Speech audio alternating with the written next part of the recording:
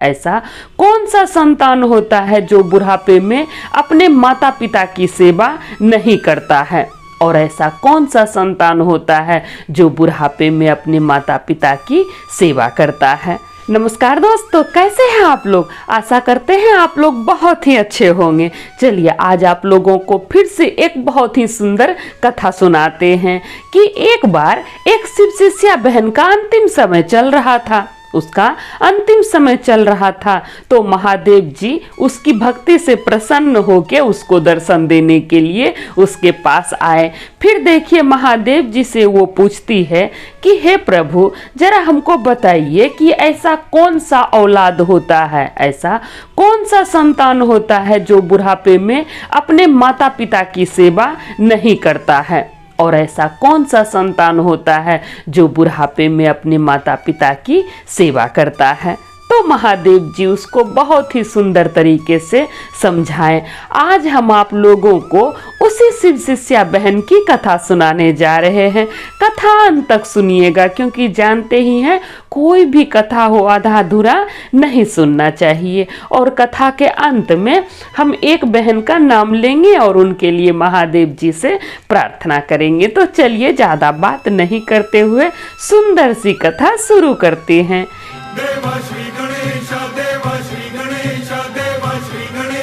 एक गरीब किसान था, उसको 2 बैल था, छोटा सा खेत का टुकड़ा था।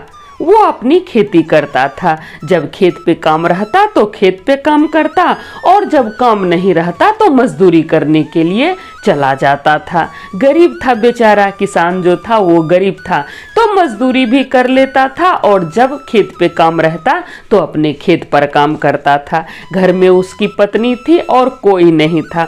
शादी के बहुत साल बीत गया था। दोनों पति पत्नी का उम्र बहुत हो गया था, फिर भी एक भी संतान नहीं हो रहा था। अब किसान की जो पत्नी थी वो महादेव जी की परम भक्त थी। महादेव जी को अपना गुरु बनाई थी, उसकी शिष्य बनी थी। अब नित्य प्रतिदिन वो महादेव जी की पूजा पाठ करती, उनका ध्यान करती और उनसे दया मांगती कि हे प्रभु, भले हम गरीबी में अपना जीवन काट लेंगे प्रभु, लेकिन हमको एक संतान दे दीजिए, क्योंकि बिना संतान के कोई भी स्त्री पूर्ण नहीं होती है। कोई भी स्त्री पूर्ण तभी होती है जब वो माँ बनती है। इसलिए हे प्रभु, हमको एक संतान दे दीजिए, उसके बाद हम आपसे कभी कुछ नहीं मांगेंगे प्रभु। भले हम गरीबी में अपना जीवन काट लेंगे प्रभु, लेकिन हमको एक संतान दे दीजिए। तो वो हमेशा महादेव जी से एक संतान की कामना करती थी, और जो भी अपराध हो गया है, भूल चूक हो गया है, उसका क्षमा मांगती कि हमसे जाने अनजाने कभी कोई गलती हो गया होगा प्रभु, तो उसको क्षमा कर दीजिए और हमको एक संतान दे दीजिए। तो आए दिन वो महादेव जी से संतान मांगते रहती थी। अब देखिए महादेव जी भी उसकी भक्ति से प्रसन्न होके बहुत साल बाद जाके उसको एक संतान दिए। दोनों पति पत्नी का उम्र बहुत हो गया था, फिर उसके घर में एक संतान हुआ। दोनों पति पत्नी पूरा खुश था, संतान को पाके पूरा खुश था। अब देखिए संतान धीरे धीरे बड़ा होने लगा। अब किसान का जिम्मेदारी बढ़ गया। पहले तो घर में सिर्फ पत्नी थी, अब उसका लड़का भी हो गया तो उसका जिम्मेदारी बढ़ गया। अब लड़का बड़ा होने लगा, स्कूल जाने लायक हो गया, स्कूल भी जाने लगा लड़का। एक दिन क्या हुआ, किसान अपने दोनों बैल को लेके खेत पे गया हल जोतने के लिए। तभी क्या देखता है कि दोनों बैल आपस में लड़ने लगा। खेत पर दोनों बैल आपस में लड़ने लगा। अब जब किसान देखा कि दोनों बैल लड़ रहा है आपस में, तो किसान एक डंडा उठाया और दोनों बैल को एक एक डंडा मार दिया। अब दोनों बैल को बहुत गुस्सा आ गया और किसान पर ही हमला कर दिया अपने सींग से। किसान को पूरा जख्मी कर दिया। अब किसान का ऐसा हालत हो गया कि किसान नहीं बचा, वो वहीं पर अपना दम तोड़ दिया। किसान तो मर गया। अब घर में उसकी पत्नी है, उसका बच्चा है जो कि अभी छोटा है। पत्नी का तो उम्र भी हो गया था। अब कैसे घर चले? पति तो मर चुका है, अब घर कैसे चले? बच्चा पढ़ने लायक था। तो क्या करी वो, धीरे धीरे बैल को बेच दी, खेत को बेच दी अपने बच्चे को पालने के लिए। लेकिन बच्चे को वो पढ़ा नहीं पाई अच्छी तरह से, बच्चा नहीं पढ़ सका। जब उसका खेत बिक गया, छोटा सा ही टुकड़ा था खेत का, खेत बिक गया, बैल बिक गया। किसान की जो पत्नी थी वो एक सेठ के यहाँ नौकरी करने लगी, झाड़ू पोछा बर्तन का काम करने लगी और अपने बच्चे को पालने लगी। वो पढ़ाई लिखाई नहीं करवा पाई, उसका बच्चा पढ़ाई छोड़ दिया, अब बच्चे को पालने लगी। धीरे धीरे उसका बच्चा बड़ा हुआ और वो भी मजदूरी करने लगा। गांव में उतना मजदूरी नहीं मिलता था। तब वो अपनी माँ से बोला कि माँ, हम शहर जाना चाहते हैं, शहर में मजदूरी करेंगे, वहाँ ज़्यादा पैसा मिलता है। तो हम शहर जाते हैं और बीच बीच में हम आते रहेंगे, 4 दिन 5 दिन 10 दिन में जब हमको समय मिलेगा हम तुम्हारे पास आते रहेंगे। तो वो शहर चला गया कमाने के लिए और बीच बीच में आता। तब उसकी माँ सोची कि अब मेरा बेटा शादी के लायक भी हो गया है, सो इसकी शादी कर देते हैं, मेरा तो उम्र हो गया है, तो अपने लड़का का शादी कर देते हैं। तो वो अच्छी सी लड़की खोज के अपने लड़का का शादी कर दी। अब लड़का जब शादी कर लिया तो उसी तरह से अपनी पत्नी को माँ के पास छोड़ दिया और वो चला गया काम पर। वो बोला कि मेरी माँ का तुम ध्यान रखना। अब जो है नया नया शादी करके लड़की आई थी तो अपने सास की खूब सेवा करती थी, टाइम से खाना देना, टाइम से पानी देना, नहलाना, कपड़ा धोना, हर काम सास का करती थी। घर का सारा काम वो करने लगी और सास का भी सेवा करने लगी। सास फूले नहीं समा रही थी, जो काम वो कर रही थी अब उसकी बहू करने लगी। तो पूरा खुश थी सास जो थी वो पूरा खुश थी कि बहू हमको अच्छी मिली। धीरे धीरे समय बीतने लगा, 1 साल हुआ, 2 साल हुआ। अब जो है सास बोझ लगने लगी बहू को। जब नई नई आई थी तो सास बहुत अच्छी लगती थी, खूब सेवा करती, खूब टाइम टू टाइम सब कुछ करके देती। लेकिन धीरे धीरे अब उसको बोझ लगने लगी, सास बोझ लगने लगी। उसका कोई भी काम करना इसको अच्छा नहीं लगता। इसको लगता कि आखिर कब तक हम बूढ़ी को बना बना के खिलाएंगे, कब तक इसका सेवा करेंगे, अब हमसे सेवा नहीं होगा, बहुत कर दिए सेवा। तो उसको बोझ लगने लगी। एक दिन जब बूढ़ी माई का बेटा आया, यानी कि उसका पति आया, तो वो अपने पति से कहती है कि सुनिए जी, अब हम आपकी माँ का सेवा नहीं कर सकेंगे, बहुत सेवा कर दिए, ये बहुत गंदी दिखती है, देखिए कैसी बदसूरत दिखती है, इसका शरीर भी महकता है, बदबू करता है, अब हम सेवा नहीं कर सकेंगे, सो अपने साथ हमको भी शहर ले चलिए। तब उसका पति कहता है कि हम शहर में तो जहाँ तहाँ रह लेते हैं, अकेला है, कहीं भी रह लेते हैं, तुमको हम कहाँ रखेंगे, तुम शहर जाएगी तो तुम यहीं रहो। तो वो बोली नहीं, हम अब नहीं कर सकेंगे, आपकी माँ का सेवा, हमको भी ले चलिए, चाहे जैसे ले चलिए। अब पति भी अपनी पत्नी की बातों में आ गया। नया नया शादी हुआ था, 1-2 साल ही हुआ था, तो पत्नी की बातों में आके अपनी पत्नी को लेके चला गया शहर। माँ को छोड़ दिया घर में अकेला। अब माँ अकेली रह गई और अपनी पत्नी को लेके चला गया शहर। वहीं पर एक रूम लिया, भाड़े पर एक रूम लिया और वहीं पर दोनों पति पत्नी रहने लगा। अब 1 महीना बीता, 2 महीना बीता, 3 महीना बीता। उसके बाद दोनों पति पत्नी में झगड़ा होने लगा पैसे को लेकर। पैसा नहीं पूरने लगा, जो पहले पैसा बचता था अब नहीं बचने लगा, क्योंकि रूम रेंट देना होता था, खाना पीना सब होता था। पहले तो वो अकेला था तो कहीं भी खा लेता था, कहीं भी सो जाता था, तो पैसा बचता था तो घर भेजता था। अब उसके पास कुछ बचता ही नहीं था। पत्नी का भी खूब फरमाइश चलने लगा।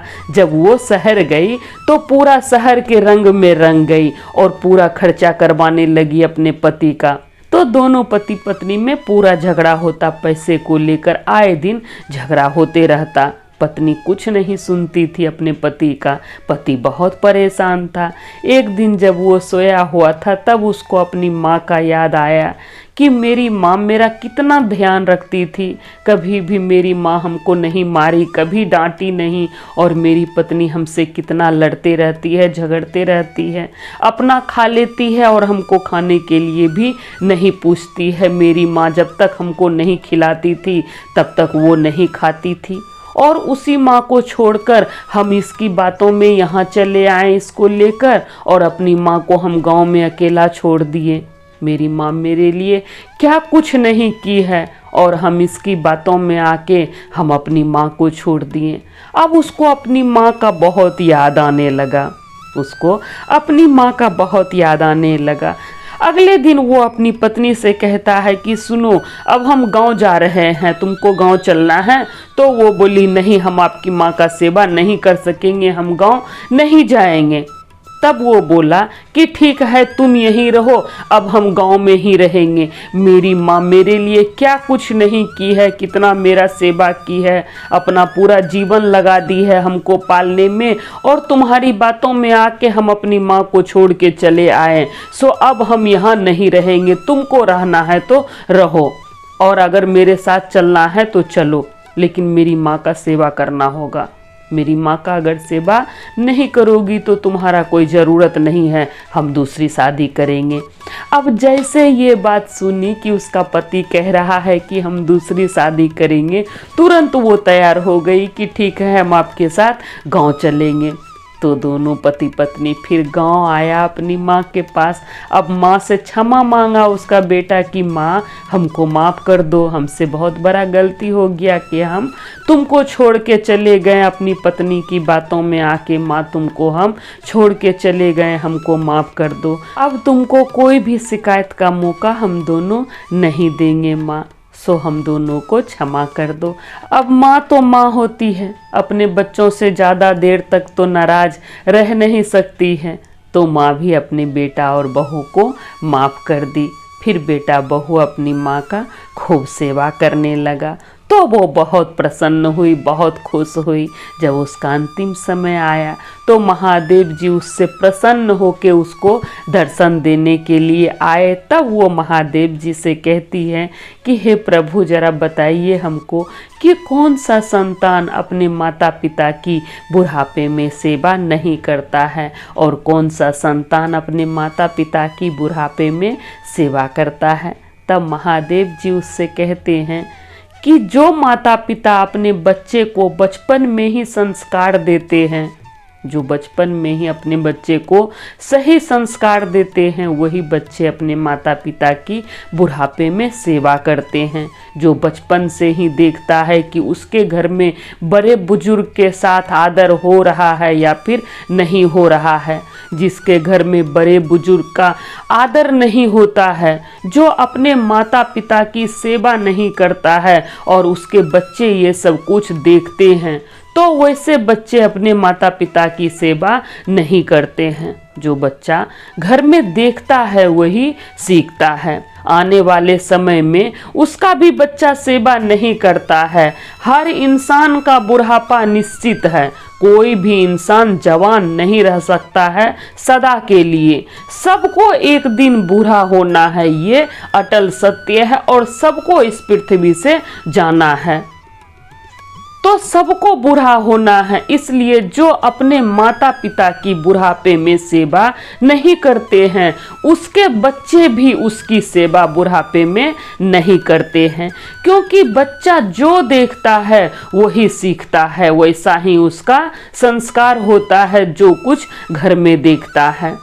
और जो बच्चा बचपन से ही अपने माता पिता से दूर रहता है, जो माता पिता बचपन में ही अपने बच्चों को अपने से अलग कर देते हैं, वैसा बच्चा भी अपने माता पिता की सेवा नहीं करता है।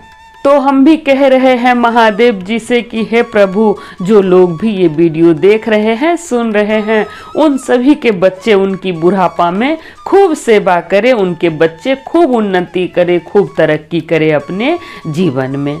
तो चलिए, जैसा कि हम बोले थे, कथा के अंत में एक बहन का नाम लेंगे और उनके लिए महादेव जी से प्रार्थना करेंगे। तो उनका नाम है वंदना सोनी जी। वो लिखती हैं, हर हर महादेव जी। दीदी, आप मेरा नाम भले मत लीजिए, पर आपका हर वीडियो मुझे एक नई सीख देती है। मेरी माँ ने कहा था, भगवान भोलेनाथ पर अपना विश्वास बनाओ, सब अच्छा होगा।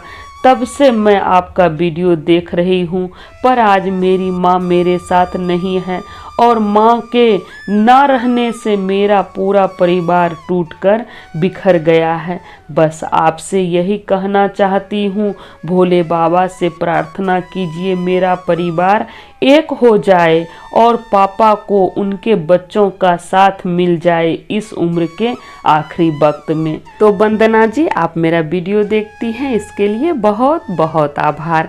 हम आपके लिए, आपके पूरे परिवार के लिए महादेव जी से ज़रूर प्रार्थना करेंगे कि आपका बिखरा हुआ परिवार फिर से एक हो जाए। आपके जीवन में जो भी दुख है, तकलीफ है, महादेव वो सब दूर करे और आपके पापा को खूब लंबी उम्र दे। आपकी माँ नहीं रही, इस बात का दुख हम समझ सकते हैं। जिसकी माँ नहीं रहती है तो बहुत दुख होता है, ये बात सही है। आपकी जो भी मनोकामना है, जो भी इच्छा है, महादेव वो सब पूरी करे, ऐसा हम महादेव जी से प्रार्थना करते हैं। तो इसी तरह अपना प्यार बनाए रखिएगा। तो सब बोलिए जय महादेव, हर हर महादेव, माता पार्वती की जय।